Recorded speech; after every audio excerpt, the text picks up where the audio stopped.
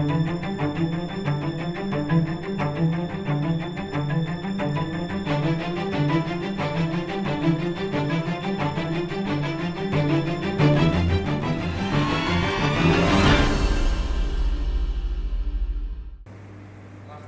سیاسی آنلاین شد. مسلمان بخوا. چیه؟ إيه؟ نعم. قريبين ما. بشوي. أونلاين.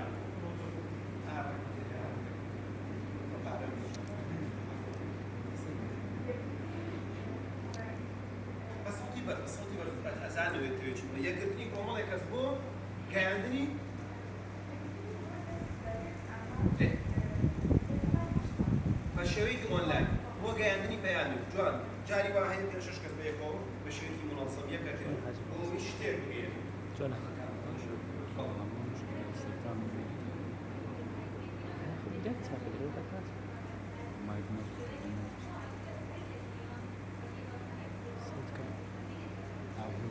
أو هذا الصوت جاء بشتى وصل ريسكي ريسكي والله أحسن وشيء بسوا هزان ونتيجة شيء كبير يعني مؤكد الدرجة ما حسك وطن بلد رفتار السياسي واللاين أجر بتوي كاريجري كي لو السيادة كتوجه الشقاء كدوار نموذجتان بباسة كبريالي سياسي بريالي تصالات دور دراف لجير كاريجري بشاري فيسبوك هاي باقي واحد أيوة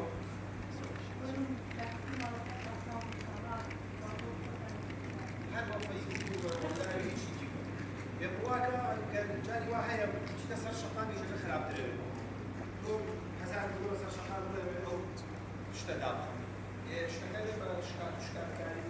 ما في شيء يقول يعني يبني بيت الصخر وين سكن طبعا ببيت يقول لا أحد يشتغل أونلاين أتواني بيه نفس الشحن طبعا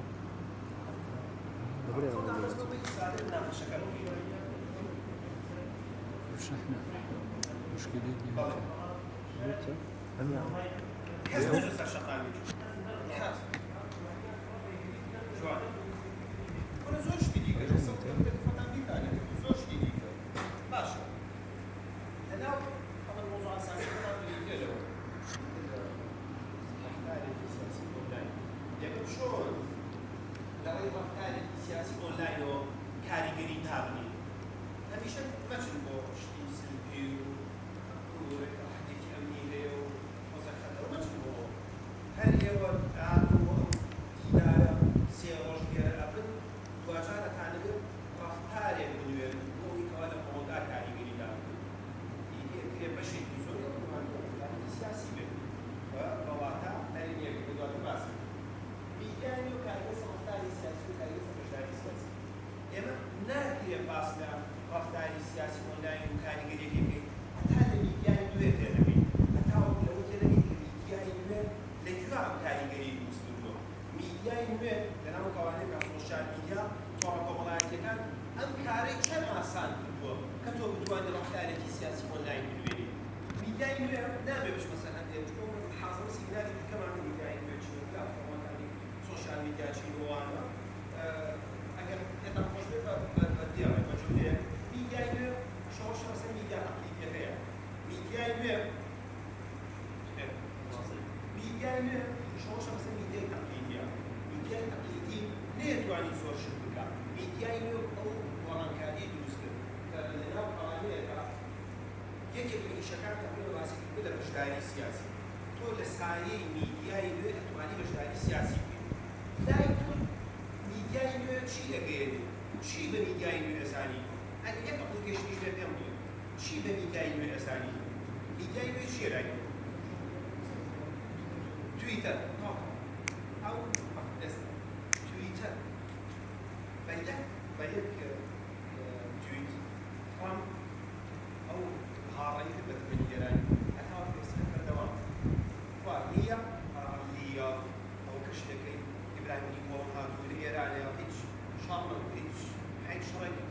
هيج جنگ هو بيستان اللي عند أمريكا وإيران أبوبا ورينايا والله أنا تويتر تواني كاري غيري دابو تويتر شيء رفتاري سياسي كمان توش أتواني على تويتر وكاري غيري دابو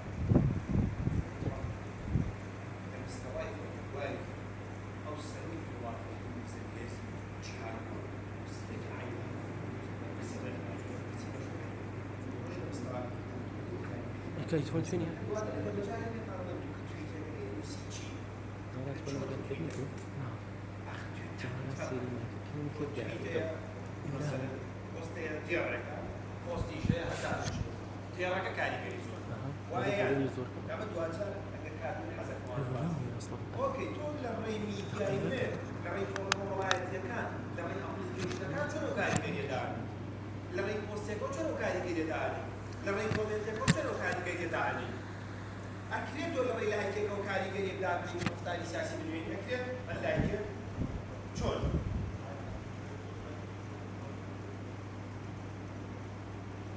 باش نعم خود شلون لشكاتك على رأي لايك يكون أتواني كاري قري دابني أو بيبلا شلون تقدي لو تقول دايك كي تشير صوت بس ترى دار تقول إيه شو هذا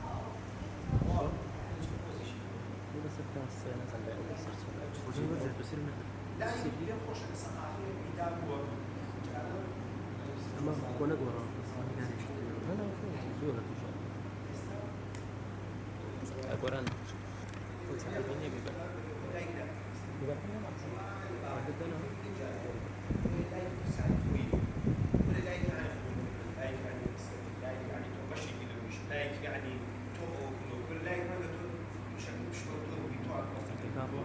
وانا زاني بوستيك بكي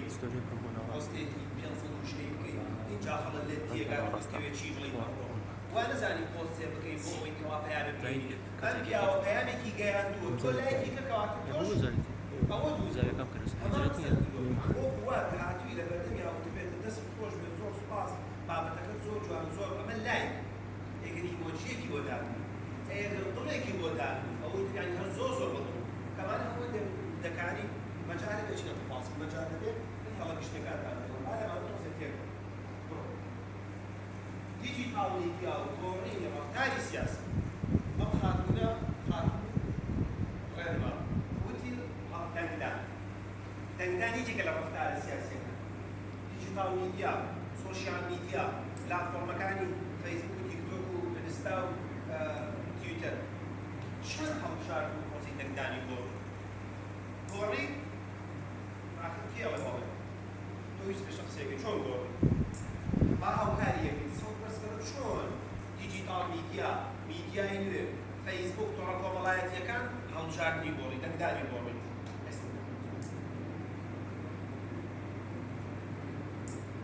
خلق زور تبرش دايما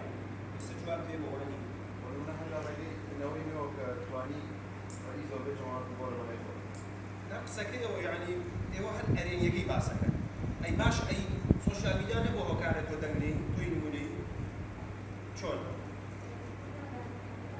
طوال بس صبر ما هدوك سكت أنواع أو يتو راسته لو فيسبوك كان كرسي أنا أو يعني تناويني ده كرسي طبعا بعكسي شوا أو نطبخ خطوات بيني ولا فيسبوك أنا ناجي نيا يعني شلون دافعك أو دندان فهمان شوش دافعك أو يكواتو دندن كي دي كبيس بسبب بس فاصل بس كانوا بوي حسن لما ناقش كبير إسرائيل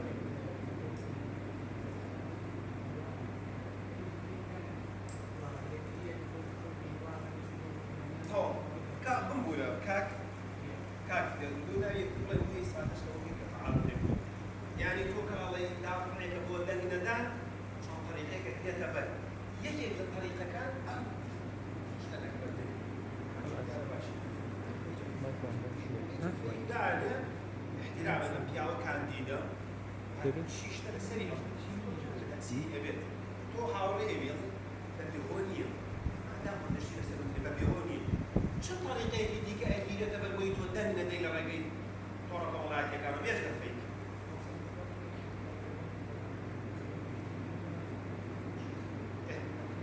هي تبى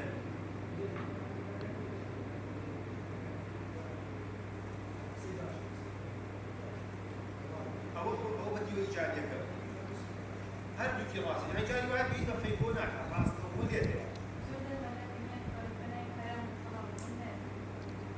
هو ده على فيسبوك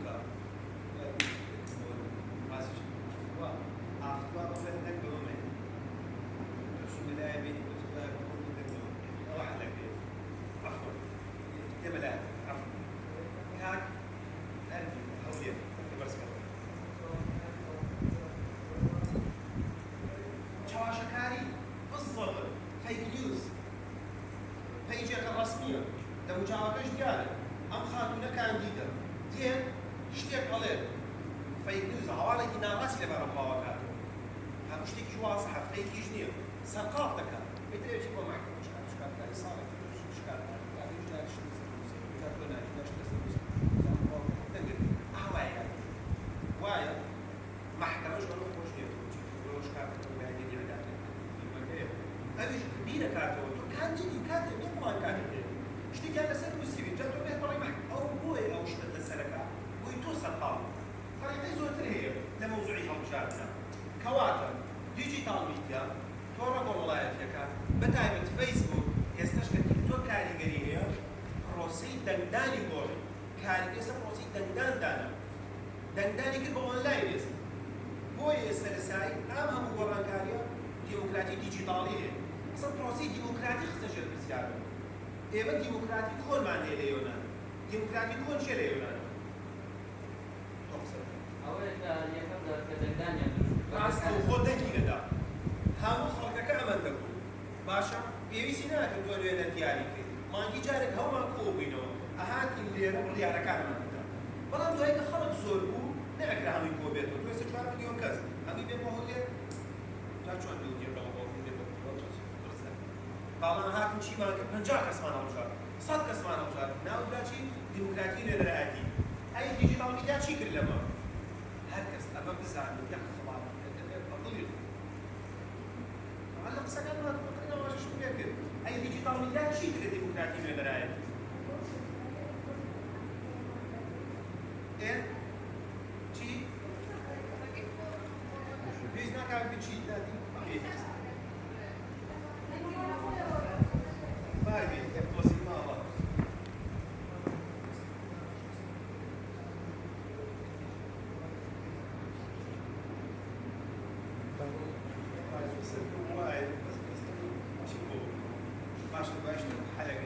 أمر سعيد ديجيتال ميديا ديمقراطية ولايتي كنت تجرب السيارة بيوزناك جناب كم من وينيكو خوم لري خورو وكومين كومين بوصل وزيران المسلم كومين بوصل في برلمان المسلم بس كومين كتاب كومين بوم محافظة المسلم كومين بوصل في قوات المسلم تو هو واحد جربي مثلا في من وينيكو دايما بقيني بيوزناك تو دايما بقيني خوم دايما خوم بقيني خوم كومين خوم المسلم فيسبوك خوم قاعد يعرف دوستي تاعكم بيوزناك أصلاً كتوب كم بنوينا أخرج من الرأي أنا قناعتي مني كنت أنظر السعيد ديجيتال هذه يقول قناعة كامل هيش بيوزناك على كتوب كم بنوينا دعاء صالح بقاط نبات ونوبيت وسحر بيوزناك خوم يوني خوم لأن كان يمشي يقول لأن رأيت أشياء سريعة يقول هل رأيتهم ربما الله يتكال لو خويا دايما خويا قال خود صلاته كان يمشي دانا كواتا روسي دنداني يقول يكاد وهو كان خلط دنبا دوا هن يكاد وهو كان خلط دنبا سيم وهو كان خلط بشريتي أونلاين بشداريك خوي ندري خوي شي ديكا أما يا بنايزة أما يا زار اشتكي بوه لا يزار اشتكي هذا سر ولا زر نوس أيضا واضح ديجيتال ميديا قد يستخدم ديجيتال ميديا شلون رفتاري سياسي للقوة شلون كان يصير رفتاري سياسي دائما أو جانب يجي كذا في ورا كان رفتاري سياسي يجي كذا رفتاري سياسي أحد شيء كذا دندان بأريني بأوش كنت تجيب قاعدين هذا السجل بالسيارة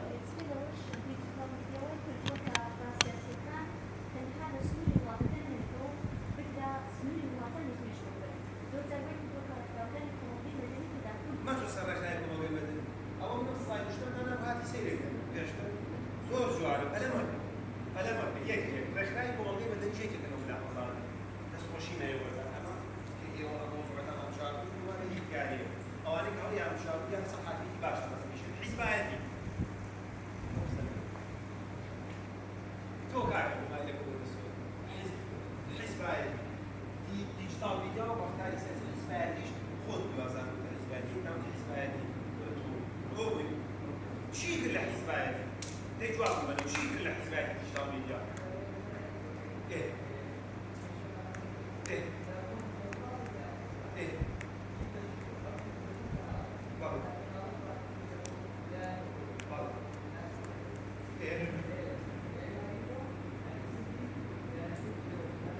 ها جوانا جوا طوال دوكرو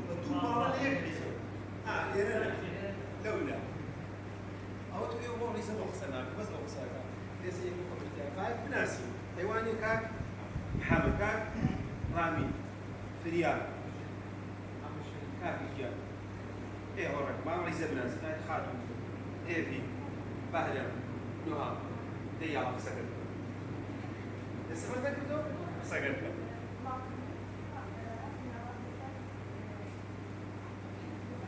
باشا يعني اللي ناخذ حسبك لا تروي حسبك اللي ناخذ حسبك بقى لا ناخذ حسبك اكيد ادري حسبك شكله نعم بين كل وقت الفيديو ديجيتال ميديا يعني بيان الجيجاي همو حسبكان همو كاكاكاني كومودا ايه لا وش وزاني تكوري قاعدني بيان همو حسبكاني كور او جمله زور بس تو كوري كونه سيد وعد يعني همو كاكاكان ايه تو كوريش لا وش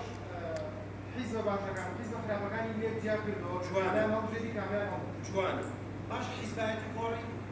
تلقى حسبكاني كوري حزبي اونلاين يدرس حزبي اونلاين حزبي فيسبوك يدوز كده حزب هبوة كاركتركاني ده صالح وبيش بيكنيني انا هاكي وانا فيسبوك ما عندها اخوي تكليفي قردوا اي شيء وتابني اكاونت شيء وتابني اخوات موزة حزينة في كشف بس اول دم حسابه فيسبوك هو اهم وحزب يعني معنوية كاركتركان حزبك يا دروس كردوا ام بينش كسا ام بينش كاركتر يتقام بكورة دبار السوشيال ميديا بيان وابل على السوشيال ميديا كان حزبك اوتوماتيكي استراكشر حزبك يتقام حزبك شكورة لحزبك التقليدي مجبور عليك بحزبك لناو السوشيال ميديا بفتار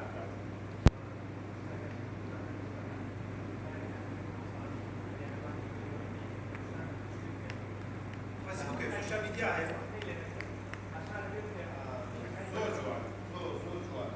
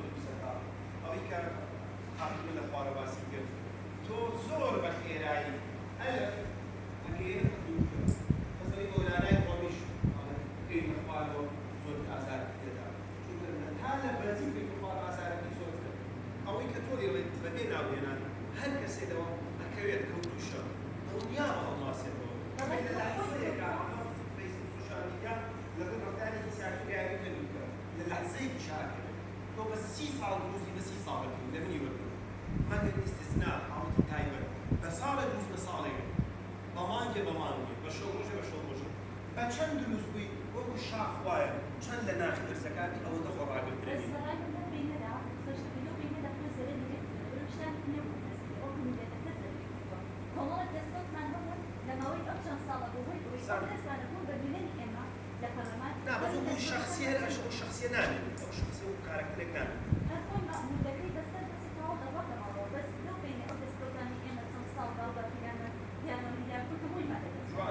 NGO أساس NGO لما وصلي خلال ديجيتال ميديا أما خلال كمالي مدني هم زادة زيادة شعلاجية زيادة إيشة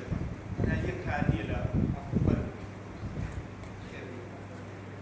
صعب بس قالوا مندوتا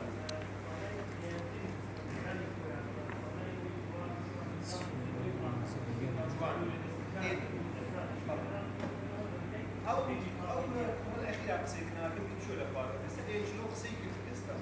اللي مالك جاران يعني قاصدين جاران مش ليش تبغى خلاك كمال مدني ويوجهنا ثاني كمال مدني كنابر ويك وبشر كده السيفيا كده جاران حد يجي ناس نقول ده بس إسلام كان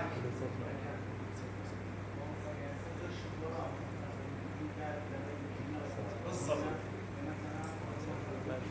طبعا طبعا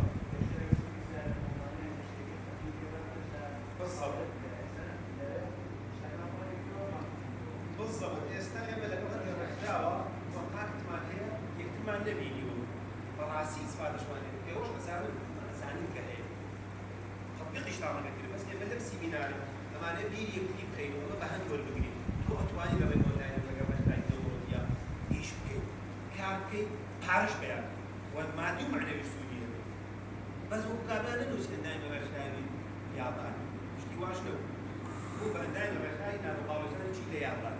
وده تون تفسيرك إيش نعم إيش نيم يعني شيء تنام أجيم داوم دكاي رحلاوة كوا ديش بعمل كاتي شيء بتو قولي أنا باشا هي أنا شباس كي نفري واوا على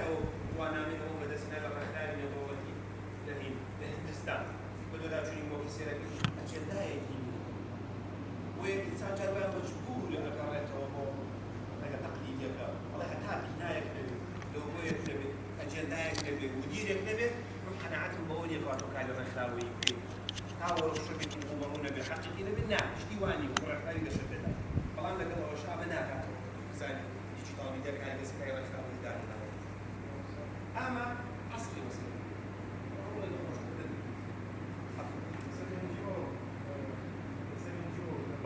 بل فعلا مؤسسات عقيشاني عندها مكان للسجن في كل مكان. ياش قلنا بس أو إداري كشغلان السوشيال ميديا والديجيتال ميديا. زوري لو بدنا نبارك بافورم يعني شو صار لنا بافورم تقديم جواز زوري يعني شلونه عندنا كشغلان نبغى. الله مساعدك كان بيجي. هم أونلاين. هم معلومات اللي هم أونلاين تقديم فيديو. يعني ريك خدمتي كشت. بيموابل صورا جاك هسه بس زود الفرق أو صوت صوت وين زاكس. يعني سوا شنو؟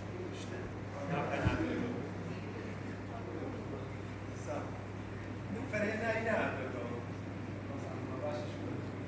أنت يا أبو كامل ويدي ويسموا ما هذه إيش طاوي جالس فعلا يعني بدي خوش والله زور يعني سيكا كواتب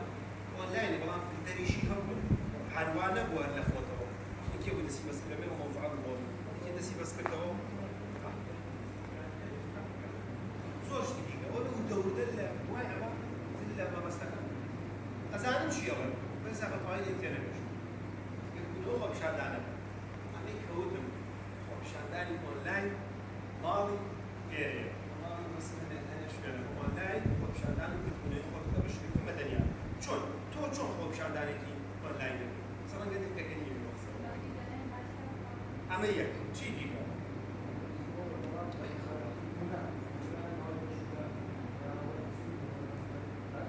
بالضبط إيه باشا أنت عندك ودوري أبو كيف بتينا أكيد هذا إيش طالع هنا ترى أو هنا ماش رونتر ما يجي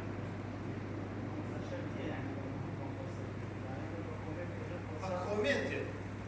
كل أوصل داري من تاميني وياه شو قال لي أنا جاي مش شايف الفار أكيد بالكومنت بالضبط والله أبيت واحد بيجي لو كومنت يكون بوكروسي ما بيجي نخلو كويس أبيت كومنت يكون بوكروسي تو كومنت يكون سي بوبر جريكر إلا أو شاري كده سودان نقوله أو كومنت يكون شن كاري كربه لسيكاس يعني كم تكسي لايكي بوكا لايك كردن كومنت لايكي بوستنا لايكي كومنت لايكي كومنت زور جرين ولا هي قصة لكم برامج هناك لايكي كومنت تكينك الله قصة لك الله كا الله كشيء عشان أو كومنت بيشون شن جوانا يقول لايكي لايك كنيوي شيء الله بيشيء عشان ولا خد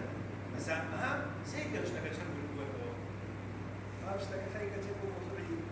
ما والله تبغى موضوعي تقول أخوة مشان قال كيتشوف شوية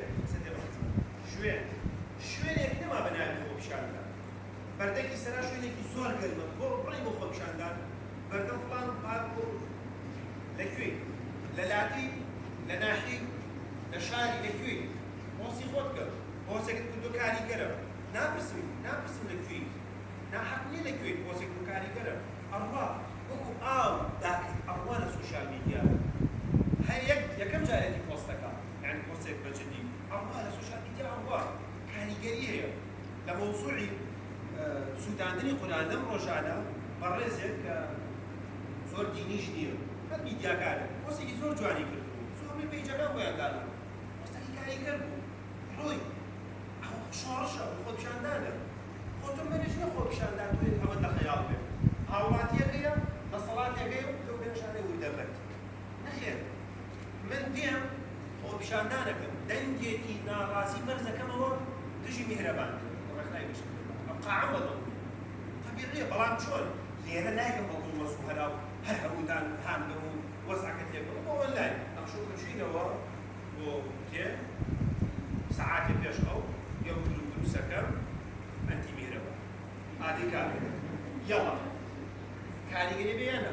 ولا بيان قاوة هنتا بقول أنا قاوة كذا قاوة فاكون إخوان ولا أخوان يخرجون شو كاري قريبي السمعي خوي أترسل الشخصيات أترسل الكيميائي أترسل كرنجا بنا مهنته سبورت كرنجا بوي بيبيز ناكاتو بيدي هم كذا والبودي مسمى نما أكيد أوجد كاري قريبي خوي هبه أكيد لا يوجد موقع على شوي كاري قريبي خوي هبه هندي لا كان الصدر حتى نشوف نفرت مصري يدري سويد بغداد نعم سويد جوان جوان طلع لا ينخوات أوجه غير أوجه أكيد هندي كاتو أوجه قبولنا كأمن بقبولنا يا بعكسه أو أونلاين يمكن قبولنا طبعا أكيد لي كنت بدو خو بشان دانا كان دن ضرين دروس كتير كل مكان يشان هم يبرو أونلاين شو هذا وعصام سكم برو أونلاين نجوا أنا حتى بقسم ودو ده هواي بيت شو بتشبه جاي بتشعر بمن هم يبرو أونلاين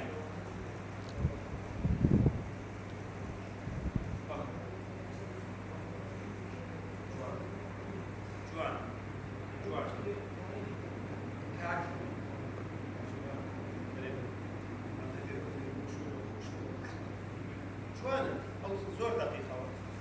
مشكلة ناوي حجنا بيستم بس قولوا صوت البس كمان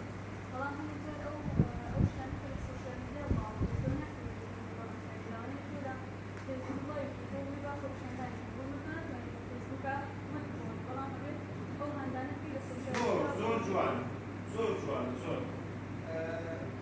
طبيعي بسال هنا بشو انا كون بروفايل شو بشيء انتوا حقك بس السياسه زور جوان آخرين أو سيدو زور دقيقة أكيد فيسبوك هندي وبريال بقوري بس ناقوا إلى فيسبوك بيت ما سيقوري حكومة شو كده حكومة ناقور إلى فيسبوك بلام أكيد جاجاليش هندي كات للشير سختي فيسبوك بس لكان يشانه وسيلة بلام أكيد ما ويرك جولة البيت هو يتوهي لي هندش جولة هي ناقل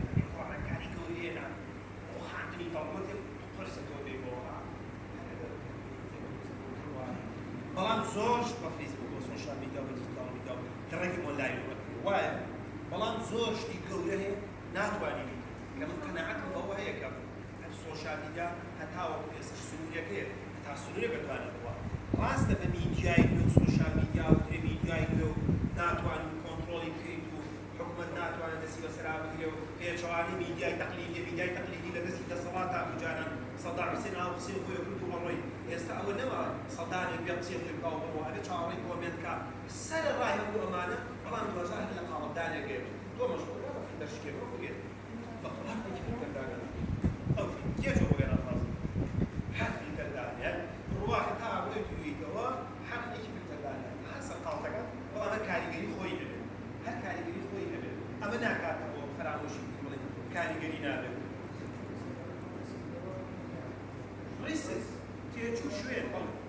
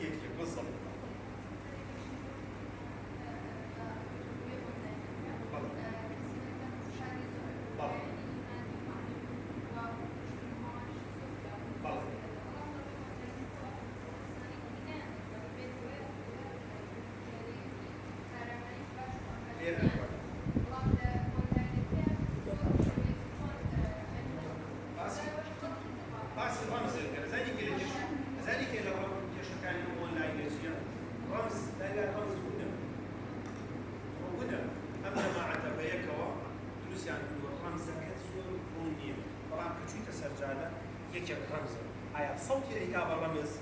قسە ئەیکا تۆ لە فەیسبوک جوانتر پۆستێک کردووە ئەتوێ دوی بە ڕەمز وەڵا لە تۆ پۆستی جوان خەمن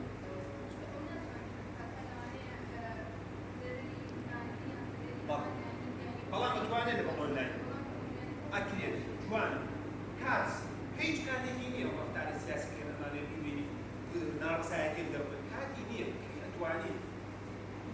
مان ترسی نییە شوێن قرار نییە شوێنێک دەبێت تێچوو هیچ مەگە خەتی تەرەدە چی دیکە هیچێکتان شتێکی دیکەی وی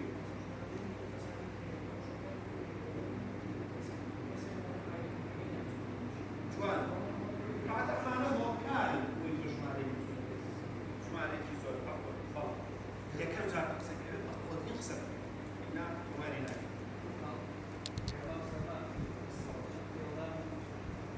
بەڵام ئەوە برادرێک شکوک و ئاوا تەسویری کردبوو بەوەی یارمەتیەکان نەیبینی ئەوە میرابوویە ڕۆژێک خزمەتیا بوو ئەو شتانەی تێ ئەکەوێ بەڵام ئۆنلاین فعلەن ئەوەی تێدا من نامەوێ ڕابێنم بڵێم ئیشێکی خۆش و ئاسان بکەن وەتان دەرباسکە لە ئیشە گەورەکە نا ئەمەوێ پێت بڵێن مادام تۆ هەر ناچیتە سەر شقام بۆ دەربڕنی دەنگی ناڕازی خۆت دکتۆرات هێناوە تەعین دەبووی ماستەر هێناوە دانەبزرانی بەکارهێنەرە هێناوە دانەبزرانی وسە سێسە هاوڕێتانە کۆبوونەوە تۆ مادام هەر ناڕێتە سەر شقام یە زۆر تەبیعیە زۆر تەبیعیە بۆ ئۆنلاین ئەوە بکە شتێکی وامان نەماوە پێم وانێ تووشێت ئینشاڵڵا ناکوێت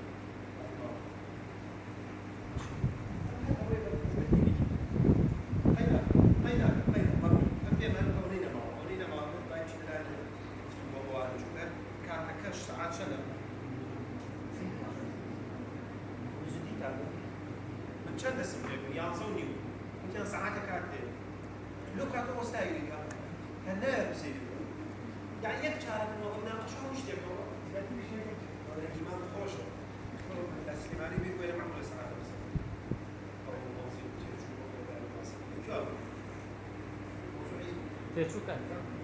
تێچوو چی؟ شوێن ناو شتی دیکە هەیە شتی دیکە هەیە کە تۆ بتوانیت تۆ جاری وایە ناکرێت خەڵقەڕی ناحەقی بەرامبەر ناعەدالەتی بەرامبەر کراوە سیاسیە کۆمەڵایەتیەتی ئێوە گەنجی بەرپرسیار ئێوە کە هاتوو گەنجانی بەرپرسیار ئەو گەنجانە کە تەنها کاریگەریتان لەسەر کۆمەڵگەکەمەوە بەهابێت بگور نەمزانم بۆ کەسێکە کە مەزانم کە هاتووە فیلتەرەش مزانین لەگەڵ تۆ عەزیزم بە فیلتەرە هاتوو تۆ ناکرێت لێ وەڵاهی ئێمە وەرگاش سەر شەقام هەندێک شتەیە قەزیە ئۆنلاین مەیبەرەوە بۆ قەزێکی سیاسی چون دژی حیزبێژە سەر شەقان نەنا ئەڵێم تۆ دلێر بە دەنگت دلێر بێت ڕەفتاری سیاسی بنوێنە تۆ بەرامبەر قورئانەکەت سوکایەتی یەکرێت ئێوە لایەکەم ئەتوانی تۆ بە ئۆنلاین ڕەفتارێکی سیاسی بنوێنی دژی لایەنی پەیوەندیداری سیاسی ئیشەکەی کردووە بەڵام چۆن بە کۆمنت بە لایک بە پۆست شبكة أساسية أما إشباع ميديا مطبع أكيد أرينيبه أكيد نرينيبه كلام ناقش كاباس من يعني شيء كاريجري نريني يعني أكيد كاريجري سوشيال ميديا وديجيتال ميديا لسه بروسي دندان بجوري بتور دند ندي كأما بداخله هيا أكيد بعكس شوارع تور دند بدي هل يجي هي كبراستي من ويسيا كمية ليرة ئەوەندەی کاریگەرە بۆ دەنگدان دیجیتال میدیا ئەوەندەش کاریگەرە بۆ دەنگنەدان هەندێکا دیجیتال میدیا دەوترێت دەنگێکی مەجازی و ناحەقیقی بۆ دروستەکە چۆن ئەم بەڕێزانە وا ئەزانن هەر بە دەربڕینی دەنگی ناڕاستیان لە فەیسبوک ئیتر تەواو ئەداکە جێبەجێ بووە ئێمە ناکرد باسی لایەنە ئیجاد ئۆنلاین بکەین ئەبێ لایەنەکەی دیکەشتان پێڵەن بوویکەوە ئێمە تۆڕە وڵاتەکان دیجیتال میدیا نەکەین بە یۆتۆبیا وازانێ بەکردنی پۆستێک دژی ئەو کەسی نەعەدالەتی بەرامبەر کردووە ئیدی تەواو ئەداکەی جێبەجێ بوو بەڵام ڕەنگە لێکێکە ئەگە خەلەلێک لە پۆستەکە لە کۆمێنتەکە لە گروپەکە لە داڕشتنەکە چۆن ناڕاستی بابەتەکە فەیک نیوز مۆزوعی فەیک نیوز ئەمە زۆر جددیە بە هەڵە بابەتەکە پێکراوە بە هەڵە بابەتەکە پێیاندووە بە هەڵە پێگەراوە فەیک نیوز چییە؟ چییە بابەت فەیک نیوز چییە؟ فەیک نیوز یعنی هەواڵ هێنا ئەی مۆزوعەکە یعنی ئەمە یەک نعوندن جوان توج بشيء بتوين كان سياسي كان بقوة جوان توا تيجشتي بالجملة كنت تيجشت من ديكار تودي قرار أبدو كسور قريب موضوعي بس أولا واضح يلا يعني قرار أبدو بكسور لي سبارة بم عامرة بس أمورك يو حليب أبي أبي شو ورقي مقطوز أول تو بس صاروا مظلوم ورقي لهندي قضايا هرقي ورقي أو فيك نيوز تو تشتكي ناراس بنو تو كنت كده تو عفوا أويك مثلا هيك بسالك ساعات بسيلك ظلم لأجلك سجل كده وبنقول لك ظلم أو بس هون يكتب بس قاعد بسكيك صور شيء دي كش شنو هندي شو هي فيك نيوز ولا بعد تشتغلي واكاكا داخل قاعد يقدر يرينا يعني ساعتنا مش هنقدر نقول هاي كمان بلان جان يا سيداتي طيب السنه وين توصل بستين زي ما كنت وسط او يكتول الدرجاني رفتاره السياسي وري اجري هنا في بعض رفتاره السياسي نواندو بشويتي اونلاين حزباتيه انجيويا وبشاندانا بالمنويكا دربطيني تهجيكي ناراسيه فيدباك كيف ورد لكن سبورت كراويا بعكس سوا ومن تكواتو عكس سوا توسك تسر كراو ياد شو شلون امانه في بيور فتو فيدباك كي باشو شلون لايك شلون لايك في بيور كتو راستي او شتيك كتو امان تكيد ابو زور قبل بس تخوانا لي سوري لايك دخ باقسك كادي مش ليس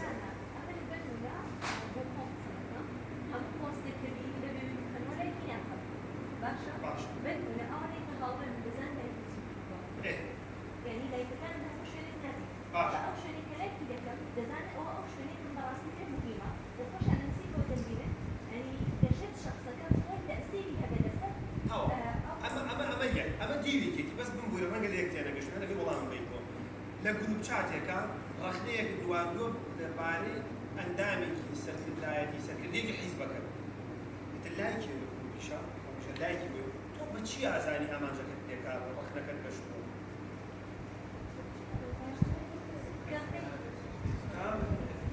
ايه هتشوف اللايك ده انا قاعد بلايك واحد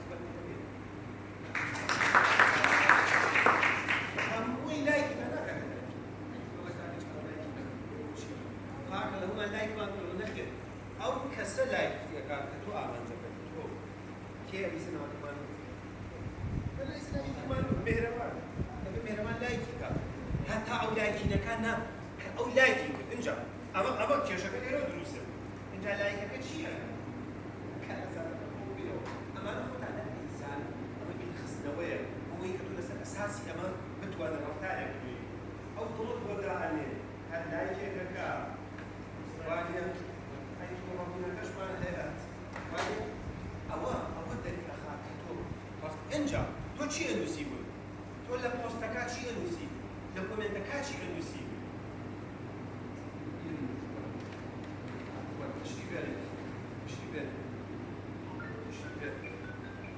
كومنت يكتبوا بالنساء يكومنت هذا كومنت يعني ما أقدر تدشي سؤال في القرآن يقولون كومنت يكتبوا زي ما ناقش الجوال كومنت كومنت بس هذا بس كان كده كومنت تجي لحقوق أو شيء عن ارتجالي كومنت تجي سؤال في القرآن يقولون أنت شيء كده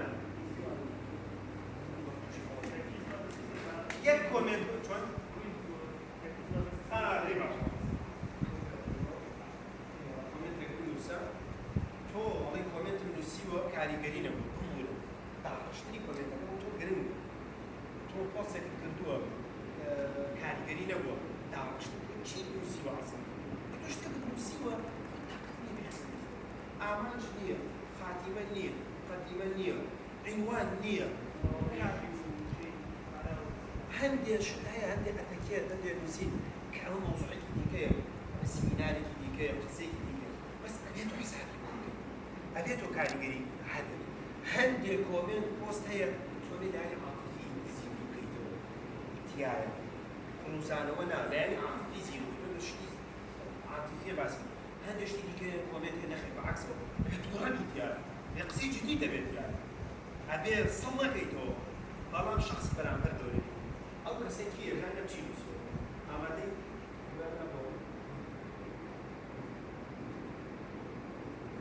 ئەمەکان مەشروع بە دیارە مەبەستە چییە باشە ئەمە قسەی خۆتە ئەگەر قسەی کەسێک فلانەکان بەخشن بە دیارە مەکەونیشە کاریگەری عاطفیەکەەوە ئەو مۆزوعێکی دیکەیە چەند کەس قسەکە سەرنجڕای کێشەکەەوە ئەمە سەرسەر گیان ئافرین ناوەزایەتی قسەی مەیە ئاراسی لە بەرامبەر نییە زۆر جوان بەرامبەر من بوولەمە تۆ ساڵ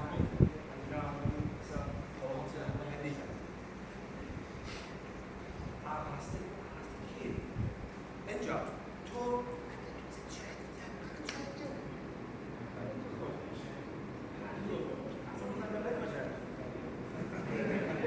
چی دیکە نا بەخوا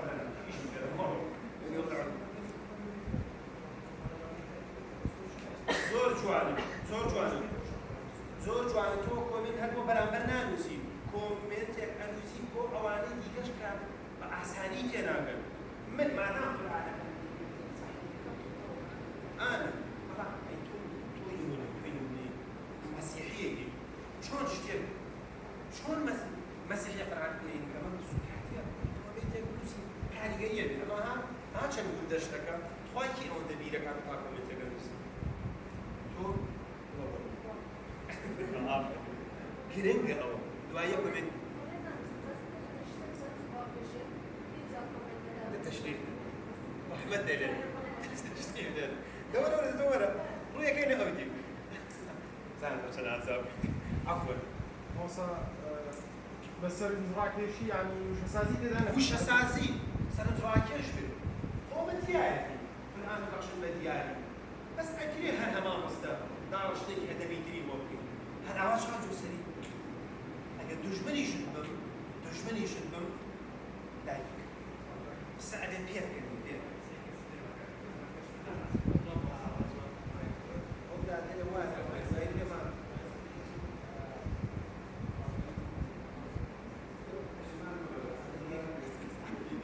أو بلادري عقب بلادري هواي مش بشوفه أنا كان خير مستزاد. طبعا من نرى بشوفه كان متابع وصل جار سكان فاسي يعني كانوا كاتبين زاد أحد يقدم من باليوم قلت بالتالي شيء أنا بقول هذا أو سيرة زاد كذي أنا إيه تروح شيء سوا زخت إيه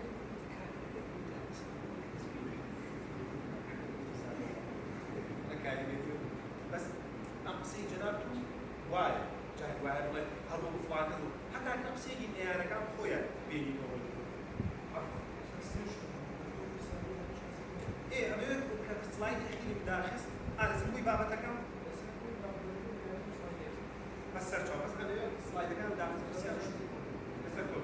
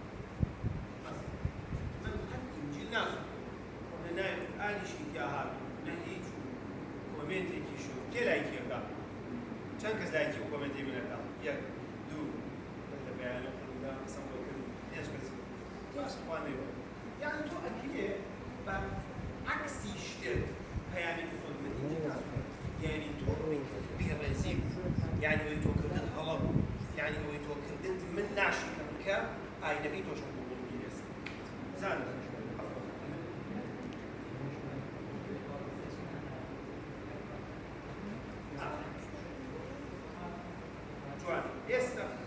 ئەمێ شتێکتان پێ بەڵام مەکەم بە ئاخر سەرکۆڵ بۆسوار هەتا کورد شەڕ سەرنجڕاکێش لێ باشە لەگەڵ پلاتفۆرمەکە دیجیتاڵ میدیاکە ئێمە لە هەموو باسیەکەی هەمووی بەرەو ئاراسی لە ڤیدیۆ لە تیکتۆک لە تویتر لە هەمووی نەما ئاوا دابنیشی چەند دەقە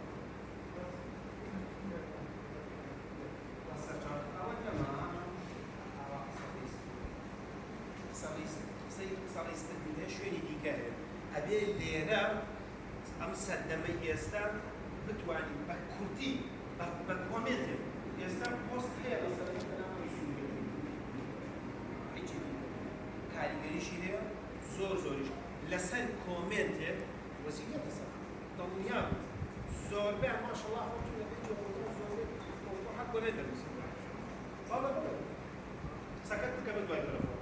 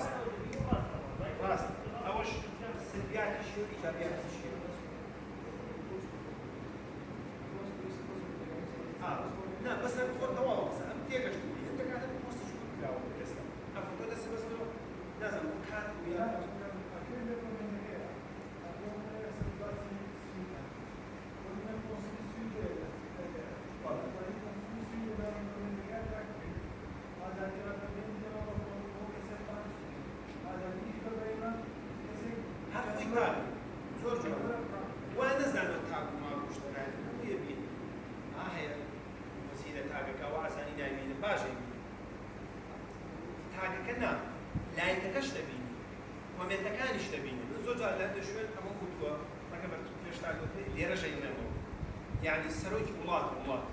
ها السروج يعني عراقة بور بوست كده ولا تجي لو ايش بوست كده بينا موجود شو اللي كان يك تسيبوا لك لايك بوست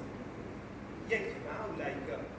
شوف تاريخ السياسي ولا ينبقوا كان بخوم ولا مجلس كان بخوم ايش صار كده ها سكر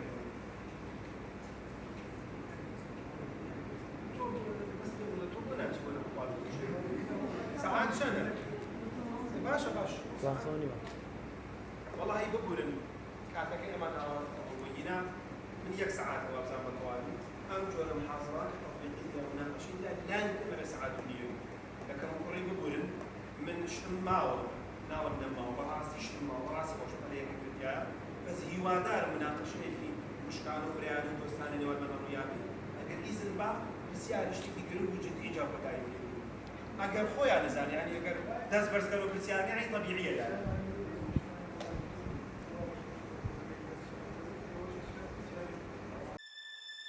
Thank you.